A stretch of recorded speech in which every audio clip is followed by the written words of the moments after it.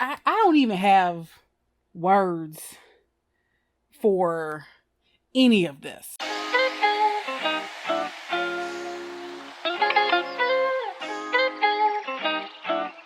Hey YouTube, it is me, Shane of FABFITFUN and welcome back to my channel. As always, love having you guys here. Now we are back with another video, Insecure recap. This is episode 9, and I don't even know, fam. I don't even know no more.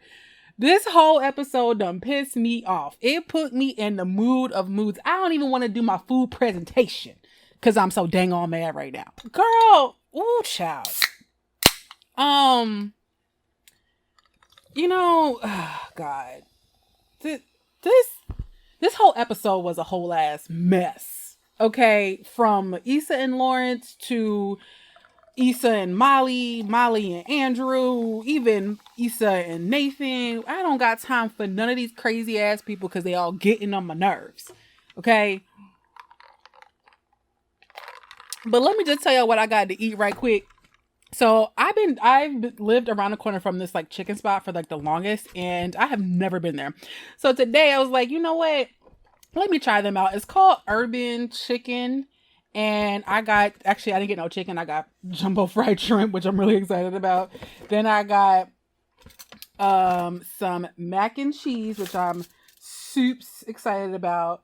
And then I got some of their spicy rice. I'm really intrigued by these two pieces of sides that I got. And then I went ahead and got some jumbo shrimps.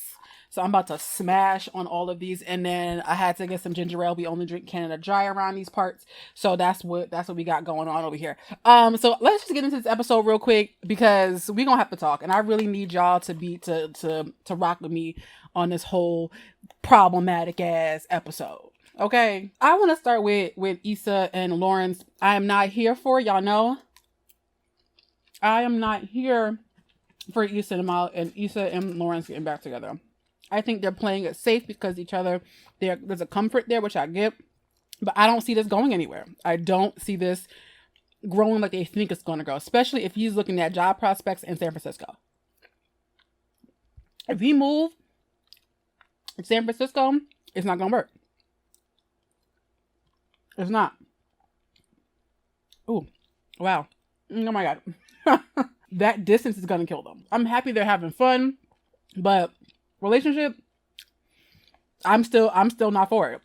Now, I do appreciate her telling Lawrence that, oh, I'm going to go help Nathan move his apartment. Be honest, I like it.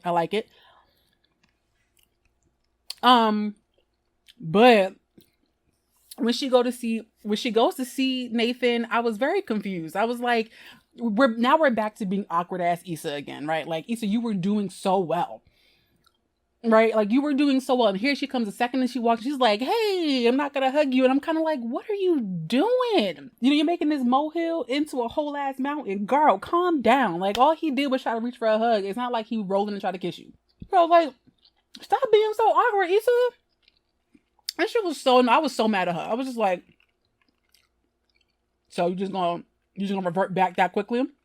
And then the awkwardness in the apartment where she's like sliding around him. I'm just like, I got so frustrated immediately with her. Like, I was over her at that point. I was like, here we go. Issa being Issa again.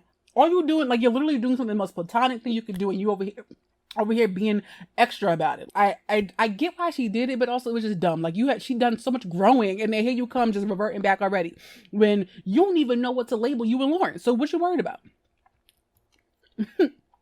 Okay? It has to stop. Okay? It has to stop. I do appreciate the conversation that we finally figured out what was wrong with him. Not that wrong with him, but we know what happened end of season 3, right? When he just disappeared, and for him to finally admit that he was diagnosed with bipolar, that he is bipolar, or has diagnosed with being bipolar. What I think was so special about that moment is that there's a moment of vulnerability that he trusted into Issa to say that. And I think it came at a very awkward time where she was like, well, at least Lawrence uses his words and doesn't disappear. And I get her frustration in that, because he literally did just dip on her and then pull back up like nothing happened. So I get her frustration when that happened. So for him to be like, I didn't just ghost you, like this is what happened. And part of me wanted to be like, well, why didn't you just say that from the beginning? And I had to really pull back and be like, that for him to even say it in that moment was hard for him. So I can't even imagine how hard it must have been for him to say at the time that was what was going on with him. You know what I mean? So while we are putting into context now what happened at the end of season 3, which was months prior, you know, to this particular moment, like now a lot of people can understand, like, okay, this is why he did what he did. And I think it stopped a lot of us from being so angry at Nathan, you know, because I was one of them. I was like, he ghosted you, don't call him back, rah, rah, rah, rah. So of course, yeah, like a lot of us was like on team Issa leaving Nathan, but I think now that we have context, we understand. And especially for Black men to admit that, one, they were diagnosed with something, and that now they understand why they were going through what they were going through, and being vulnerable enough to say what was going on. So I appreciated that moment that they had together. So I'm no longer mad at Nathan, and I still like Issa and Nathan together. Fight me, judge your mama, but I'm still on team Nathan, honestly. I like Nathan. I think his aura and his energy, I think, is better than for Issa than Lawrence's. I feel like Lawrence is just comfort and opportunity. Whereas I think Nathan's a growing point for her. And I think even if they just remain like really great friends, me personally, I think she can make a play for Nathan and be in a really good place. So I'm standing on that part. But also, side note, these jumbo shrimp, fire. Now, problematic ass Molly. I just feel like this season is meant for us to not like this girl, because everything about her pissed me the hell off. That therapy session,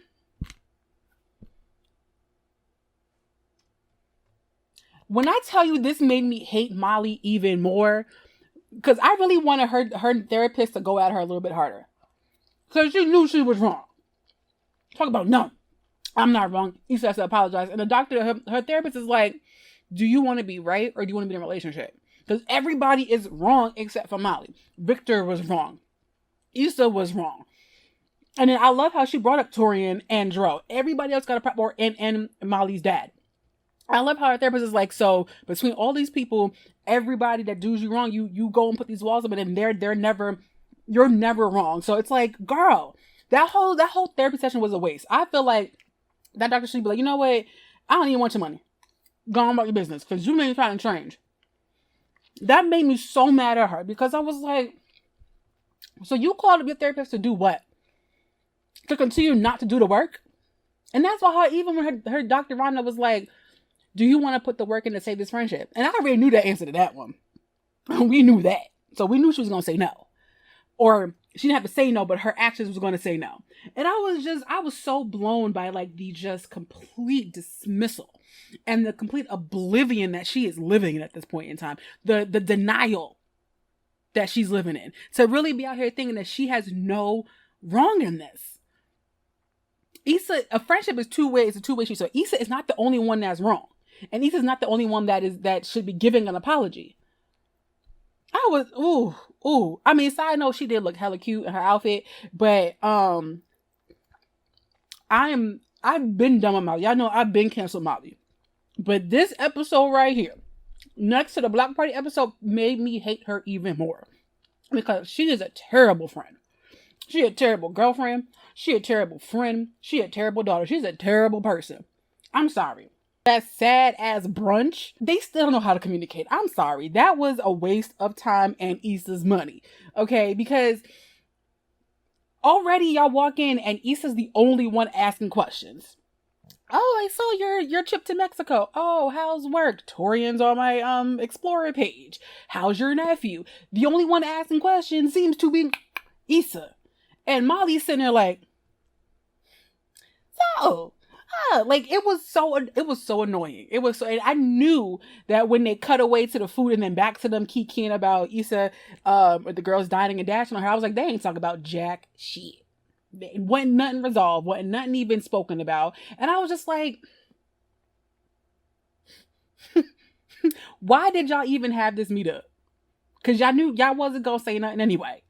Molly wasn't gonna say anything because Molly thinks that she's correct, which we all know she's not. And Issa's so damn awkward, she don't even know how to even start the conversation. And then, you know, she come home from the brunch and she goes and sits down with Andrew, and he's like, you know, so how did it go? And she's like, yeah, we didn't even talk about anything. And Andrew's asking her, well, did you bring it up? Did you mention anything? She's like, no, because she didn't want to. And it was like, he's like, okay. I feel like you could have met her halfway. You know, he was like, maybe you should try. Like this episode, he had to tell her to try 2 separate times. 2. First time with Issa, like, you maybe should have probably just met her halfway. You went there. She's trying. She's reaching out. So the least you could do is try. And then the brother, you know, he's back to the brother-in-law. And didn't I tell y'all? I said it when they got into it in Mexico. I was like, this is going to come up again. So Victor is in town, got Clippers tickets, invites Andrew and Molly. What Molly said? Oh, you could go. I don't know why you would invite me to something that's going to make me uncomfortable. Again, I understand her frustration, but didn't I say that this brother-in-law is going to be a problem because he's going to come back around? And here we are. Now she don't want to go. Now she look extra awkward, not wanting to go hang out with Andrew's brother, and it's leaving him in a position where he has to constantly have to explain why she's not around. And here she is like, you know, well, I didn't tell you to lie. You think he's going to go out there and tell his brother, yeah, Molly don't like you? He's not going to say that. That's not even Andrew's style. You know what I'm saying? He don't want that kind of conflict. So Andrew did what he thought, you know, many times he's trying to defuse or keep the peace. And even he said, he was just like, I'm asking you to try. I'm asking you to come. That's gonna get, I'm telling you, everything that's happening with Andrew is gonna get old. He don't get tired of having to ask her to try. Meet people halfway. Molly one of them people that there is no room for a second chance. And it's so problematic because she really is losing out on a lot from a lot of people. She held that grudge against her father for something that he didn't even do to her. Like, how are you mad at somebody that didn't even hurt you directly? What? And now here she is. Here's Issa reaching out. She is trying. And here you are. The brother, same thing. He is trying. And here she is. And so now you got Andrew out here looking dumb. And this is why I always say he always try to bring her down to earth. Like, hey, try this. Or what is my old simple ass doing? Not trying. And now we fast forward to their little couples night. Unintentional couples night, right?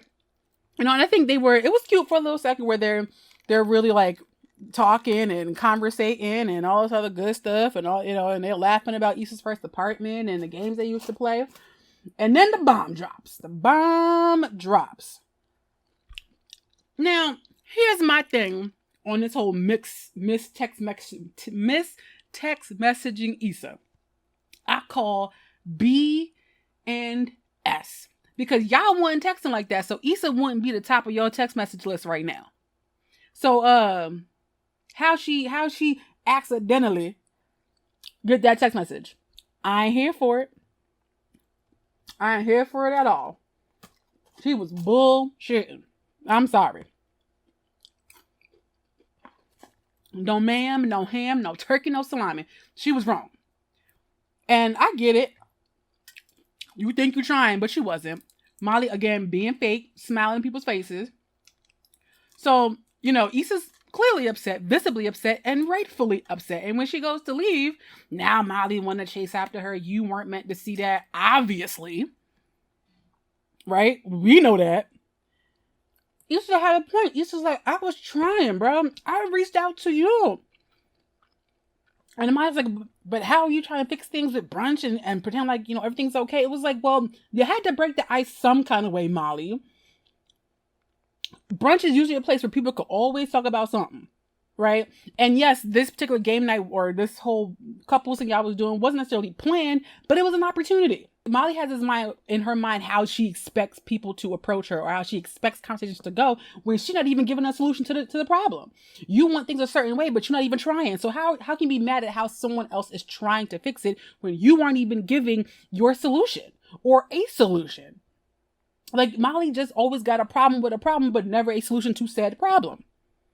And then for her to have the gall, the audacity to talk about how, well, the person you are now and the person I am now just don't fit. What does that mean, Molly? You mean the Issa that's growing up? That's coming into her own? Because that's what Issa's doing. What does that mean, Molly? Because Issa, quite honestly, has done a lot of improvement. I would give just due what just is due. Issa has done a lot for herself. The new place, the block party, planning new events like her wellness cycling class thing that she and Koya was planning. Finally in a good place with some level of emotional maturity with Lawrence. What does that mean, Molly?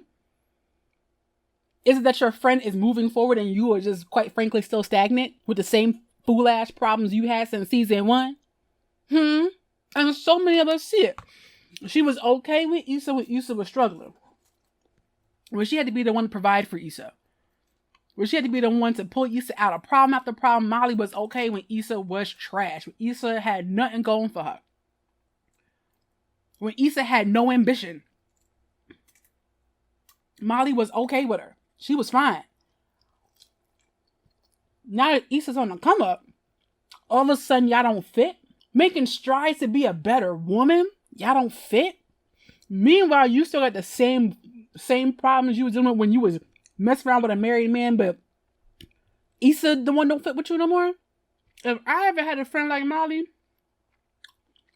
it will break my heart to break up with that person, but deuces. Because you're not finna stunt my growth, quite frankly. And Molly, for real, just is not a happy person. She is miserable. And it bleeds into every aspect of her life, from her job to her friendships to her man.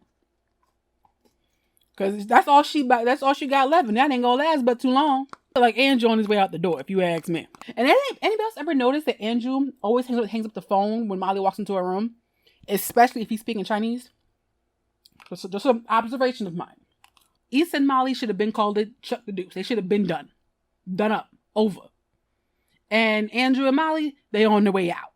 Because it's going to be harder and harder for him to justify choosing her. Especially because she's not willing to give. You know what I'm saying? She's not willing to give a little bit to be better. Because she doesn't see that she has a problem. And that's the problem. I don't foresee Molly and Andrew pushing through season 5. I just don't. I don't see it. I don't want it to happen, just because I feel like Molly needs a wake-up call. I don't know what it's gonna be. Maybe when she finds her ass fully alone, like no friends and no man. Because she about to be a whole single ass woman with no friends. And then she really gonna be upset. Looking stupid. Y'all, this is the first time I've ate all my food. I usually have food left at the end of the video, and I got nothing left in this video. But that's all I got. I'm getting worked up talking about this episode, so I'm gonna go ahead and get up out of here. And go do something that makes me happy, because this episode done pissed me off all over again.